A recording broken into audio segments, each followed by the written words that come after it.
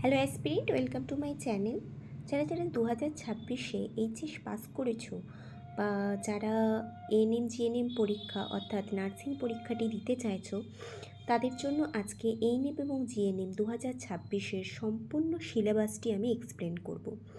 দেখো, কোনো পরীক্ষা দিতে যাওয়ার আগে বা কোনো পরীক্ষার প্রিপারেশন নেওয়ার আগে আমাদের যেটা সবার আগে জানতে হবে সেটা হলো সেই পরীক্ষার সিলেবাসটি কী। অর্থাৎ আমরা যদি কোনো দিক না দেখেই আমরা যদি সেই পরীক্ষার প্রস্তুতি গ্রহণ করি, তাহলে আমরা কোনো কিছুই এই যে কয় মাস আছে এর মধ্যে আমরা কিন্তু কোনো রকম কোনো হদিশ পাবো না যে কোনটা পড়তে হবে কোনটা পড়তে হবে না।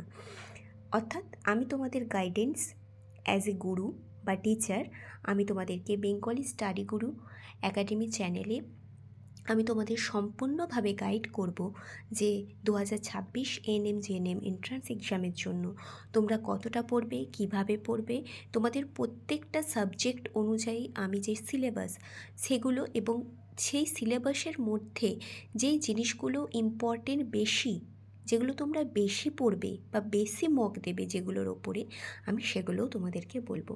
তো চলো, আজকে আমরা যেই টপিকটা আলোচনা করছি যে অল ওভার যে সিলেবাসটা আছে এএনএম জিএনএম 2026-এর অনুযায়ী, এবং সেটি সম্পূর্ণ যেটি WBJEBর দেওয়া ইনফরমেশন বুলেটিন সেখান থেকে সংগ্রহ করে আমি তোমাদেরকে দেখাচ্ছি।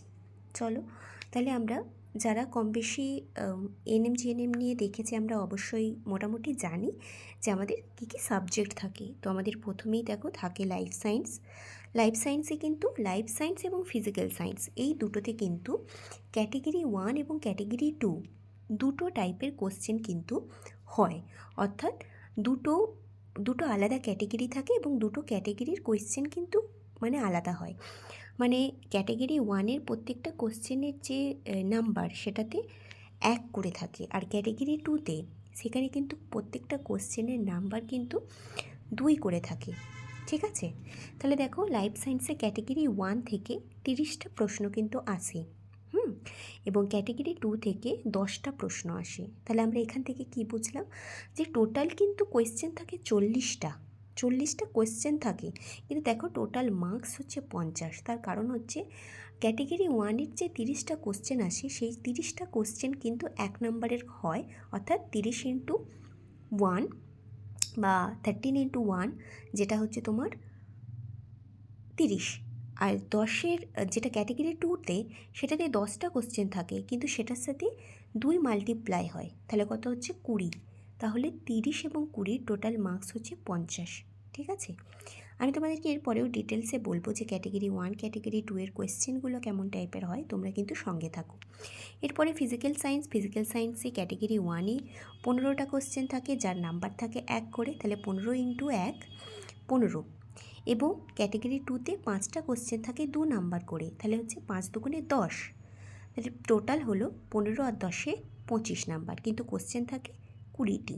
ঠিক আছে, এরপরে দেখো বেসিক ইংলিশ থাকে। বেসিক ইংলিশে কিন্তু এরপর থেকে কিন্তু লাইফ সায়েন্স ফিজিক্যাল সায়েন্স ছাড়া আর কিন্তু ক্যাটেগরি 1 বা ক্যাটেগরি 2-এর কোয়েশ্চেন আর কোনো টপিকে কিন্তু থাকে না।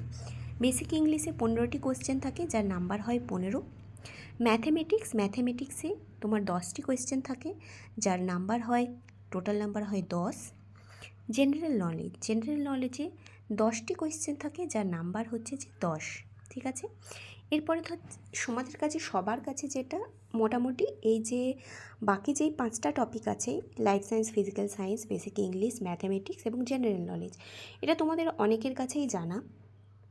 মানে যারা পড়েছো তারা তো জানোই, জেনারেল নলেজ মানে তুমি যা কিছু এর কোনো সিলেবাস হয় না, যেটা তুমি হিস্ট্রি, জিওগ্রাফি, তোমার কনস্টিটিউশন, ইকোনমিক্স, তোমার কারেন্ট অ্যাফেয়ার সমস্ত কিছু নিয়ে জেনারেল নলেজটা থাকে। আর এরপরে যেটা লজিক্যাল রিজনিং থাকে, এটাই তোমাদের কাছে নতুন মনে হবে, কিন্তু খুবই সহজ।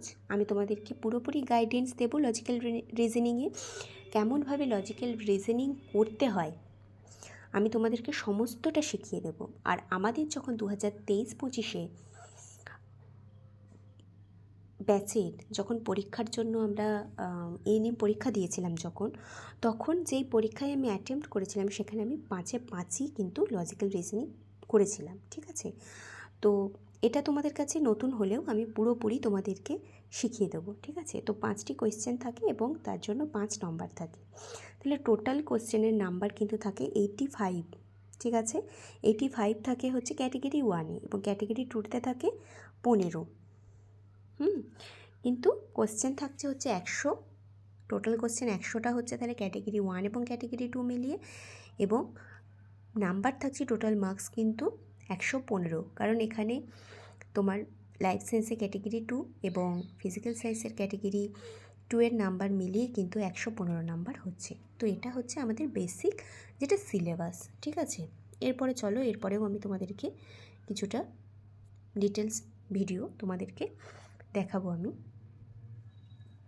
এরপরে দেখো তোমাদের আমি যেটা ইনফরমেশন বুলেটিন এএনএম আর জিএনএম 2025-এর, এখনও যেহেতু 2026-এর কোনো বুলেটিন জয়েন্ট এন্ট্রান্স বোর্ড থেকে পাবলিশ করেনি, সুতরাং আমি তোমাদেরকে এখন দেখাতে পারবো না, আমি তোমাদেরকে 25টাই দেখাচ্ছি, ঠিক আছে।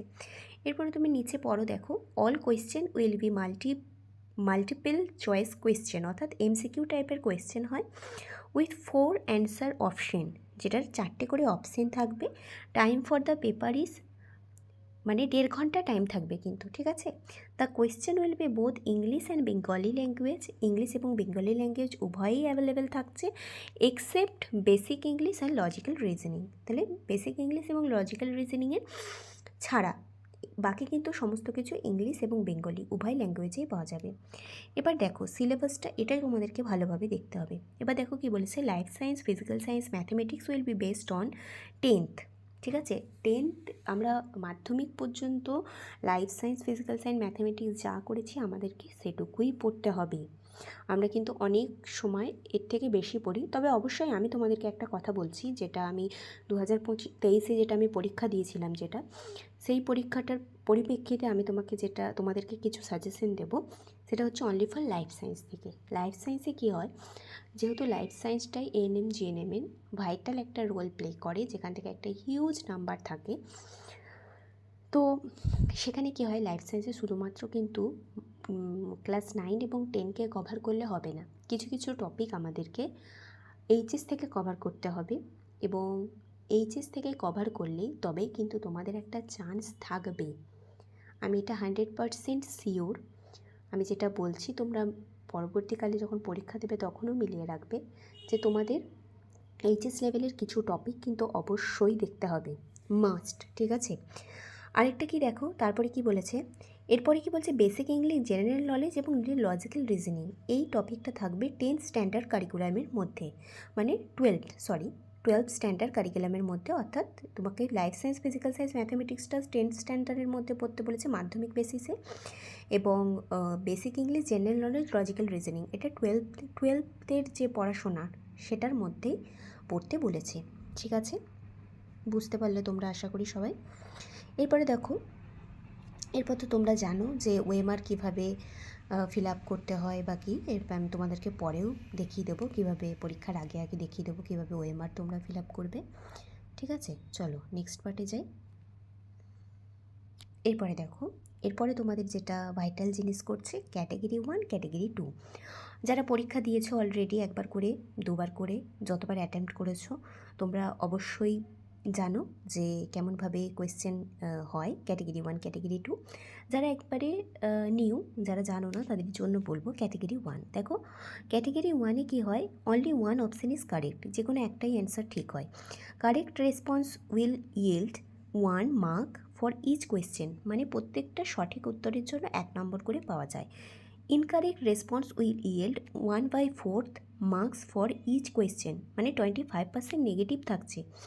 মানে তোমাকে বলছি, তোমার প্রত্যেকটা ঠিক অ্যান্সারের জন্য তুমি 1 নম্বর পাচ্ছ, কিন্তু তুমি যদি ভুল অ্যান্সারটা দিচ্ছ, তাহলে তুমি যে 1 নম্বরটা পাওয়ার সেটা তো পাচ্ছই না, তার সঙ্গে সঙ্গে তোমার কিন্তু -0.25 হচ্ছে, -0.25। অর্থাৎ তোমার এরকমভাবে যদি 4টে কোশ্চেনের অ্যান্সার তুমি ভুল দাও, তাহলে সেই 4টের জন্য তুমি তো যেটা তার সেই মার্কসটা ক্যারি করছে 1 করে, সেটা তো পাচ্ছই না, 4টের জন্য তোমার 1 নাম্বার কেটে নিচ্ছে, ঠিক আছে, 4টে ভুল হলে তোমার একটা নাম্বার কেটে নেবে। এটা একদম সিম্পল লজিক, ঠিক আছে।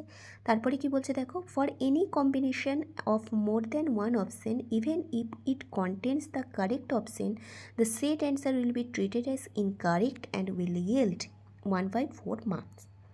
ঠিক আছে, not attempting the question will face 0 marks.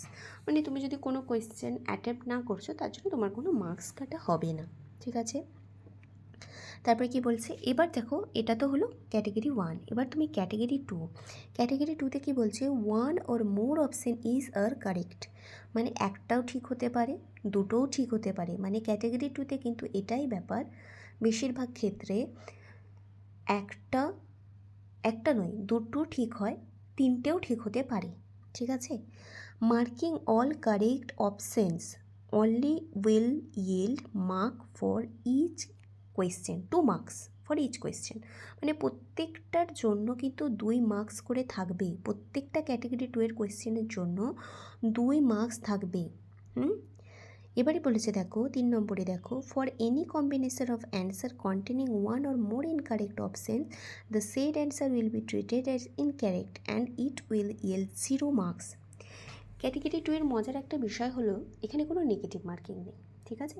Category 2তে কোনো নেগেটিভ মার্কিং নেই, কিন্তু তোমার এখানে কী হবে, তুমি যদি দুটো ঠিক হয়, ধরো এ এবং বি দুটোই ঠিক, কিন্তু তুমি এটা ঠিক করেছো, বিটা তুমি ঠিক করোনি, ঠিক আছে, তাহলে সেক্ষেত্রে কি হবে, তোমার দুটোই কিন্তু ভুল হয়ে যাবে, দুটোর তুমি কোনোটারই অ্যান্সার পাবে না, তোমার মার্কস কিন্তু 0 হয়ে যাবে। কিন্তু ধরো তুমি এ এবং বি করেছো, ই এবং বি দুটো অ্যান্সার আছে, দুটোই সঠিক, তুমি এটা করেছো, বিতে কোনো রকম দাগ দাওনি, হয়তো তোমার কনফিউশন ছিল বি সি ডি এর মধ্যে, তুমি সেজন্য করোনি, তুমি কিন্তু এ এর মার্কসটা যদি ধরো ওই কোয়েশ্চেনটাতে যদি ধরো দুটোই অ্যান্সার, এ এবং বি দুটোই অ্যান্সার, তুমি শুধু এটা করেছো, তাহলে সেটার জন্য কিন্তু তুমি 1 নাম্বার পাবে, ঠিক আছে। তুমি কিন্তু 1 নাম্বার পাবে, মানে পার্সিয়ালি তোমার কারেক্ট হলো, মানে পুরোপুরি হলো না, কিন্তু তুমি একটা ঠিক করেছো তার জন্য তুমি 1 পাবে। তারপরে দেখো 5 নম্বরে কি বলেছে, not attempting the question will face 0 marks. তুমি যদি কোনো অ্যান্সার না করো, কোনো কোয়েশ্চেন যদি অ্যাটেম্প না করো, তুমি তার জন্য কোনো মার্কস তোমার ডিডাক্ট করা হবে না, ঠিক আছে, বুঝলে ব্যাপারটা। তাহলে তোমার ক্যাটেগরি 1-এ হচ্ছে প্রত্যেকটার জন্য 1 নাম্বার করে আছে, এবং যদি তুমি কোনো কোয়েশ্চেন অ্যাটেম্প না করো তোমার কোনো মার্কস কাটবে না, কিন্তু যদি তুমি কোনো একটি ভুল অ্যান্সার করো তাহলে সেই মার্কসটাতে তোমার ডিডাক্ট হচ্ছেই, মানে 1 নম্বর তো তুমি পাচ্ছই না, তার সাথে তোমার -0.25 কাটা যাবে।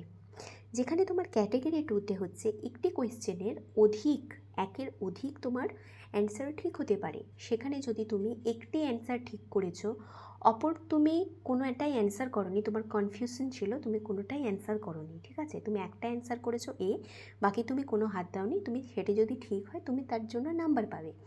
এবার যদি দেখা গেল তুমি এ করেছো, বি সঠিক ছিল, বি করনি, তুমি সি ভুল ছিল সেটা করেছো, তাহলে তার জন্য তোমার 0 মার্কস পাবে, একটি ভুল করলে তুমি 0 মার্কস পাবে, কিন্তু এর জন্য তোমার কোনো নেগেটিভ মার্কিং নেই।